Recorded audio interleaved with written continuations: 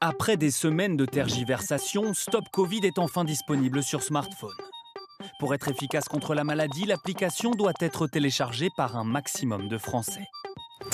Mais l'accueil réservé à ce nouvel outil reste pour l'heure plutôt mitigé. Pour l'instant, c'est pas nécessaire. Tant que les gestes barrières sont respectés, pour moi, ça peut attendre.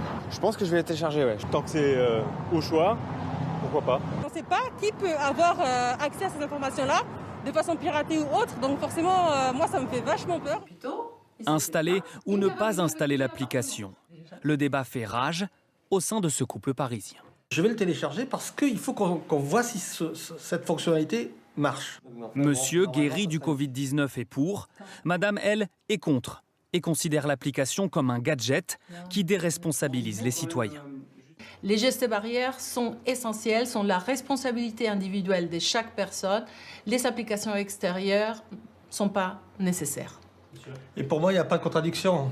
Je crois que ce sont deux volets d'un même combat. Il faut des gestes barrières, ils sont indispensables, c'est clair. Maintenant, il faut aussi des outils qui nous permettent d'identifier rapidement les personnes qui sont infectées. Adoptée par le Parlement il y a une semaine, l'application pose également la question de la vie privée. Jusqu'où va-t-on aller dans l'encadrement de nos libertés et de notre vie privée? Des outils, monsieur le ministre, peuvent contenir la possibilité d'usage totalitaire. Mais pour ce commercial qui souhaite utiliser Stop Covid dès demain, le risque est mesuré et assumé. C'est pas de la collecte de données, c'est anonyme. Je sais qu'on n'aura pas besoin de rentrer son nom dans l'application. On aura simplement un identifiant qui est unique, mais ça reste totalement anonyme. Selon un sondage Odoxa pour France Info, 45% des Français se disent prêts à télécharger l'application dans les prochains jours. La France subit de plein fouet la crise du Covid-19 et réfléchirait déjà aux solutions qui nous permettraient dans le futur de contenir le ou un autre virus. Voilà pourquoi le gouvernement travaille au développement d'une application mobile Stop Covid qui permettrait, grâce au traçage des données mobiles, de sauver des vies. Alors en 90 secondes ou presque, nous allons détailler les cas d'usage du traçage des données mobiles, puis nous parlerons de ce que le gouvernement a en tête avec l'application Stop Covid, le tout avec un invité de marque aujourd'hui, Mounir Majoubi, le député et ex-secrétaire d'État chargé du numérique. Générique.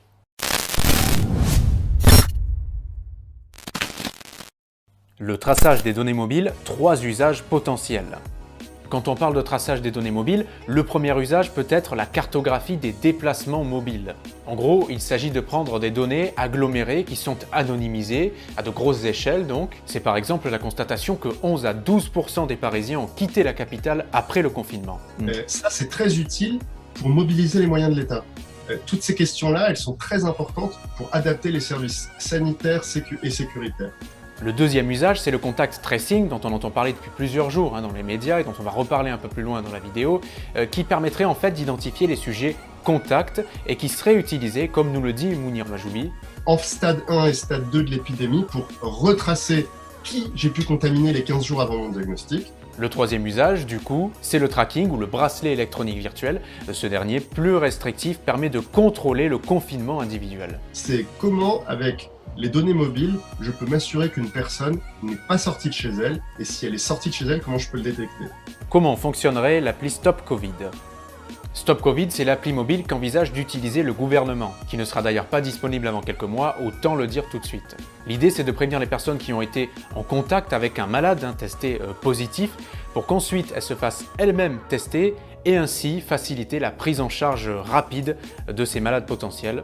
Il suffit que 2 personnes se croisent à une distance rapprochée pendant une certaine durée et là le mobile de l'un va enregistrer les références de l'autre dans son historique. Et si un cas positif Covid-19 se déclare, ceux qui auront été en contact avec la personne malade seront automatiquement prévenus. Stop Covid, un Big Brother à la française? Pas du tout, rassurez-vous. En fait, c'est une solution intermédiaire qui permet de suffisamment protéger les libertés individuelles pour sauver des vies. C'est donc du contact tracing. En quelques mots, c'est une application qui fonctionne en Bluetooth, qui est basée sur le volontariat, qui ne centralise aucune donnée, qui est sécurisée et qui surtout ne demande aucune information personnelle, comme nous l'explique Mounir Majoubi. L'application, elle va utiliser un ID, un chiffre d'identification qu'elle va elle-même générer, et ce qui fait que quand elle va dialoguer avec une autre application, l'autre application ne sait jamais qui est qui. Les deux sont complètement anonymes l'un pour l'autre. en précisant qu'elle a vocation à n'être que temporaire. Voilà, c'est terminé pour cette vidéo. N'hésitez pas à vous abonner à notre chaîne YouTube. On a franchi les 15 000. Merci à toutes et à tous. Laissez vos commentaires, vos pouces également si vous avez aimé. D'ici là, prenez bien soin de vous, portez-vous bien, faites attention, restez chez vous. Et je vous dis à très bientôt. Salut!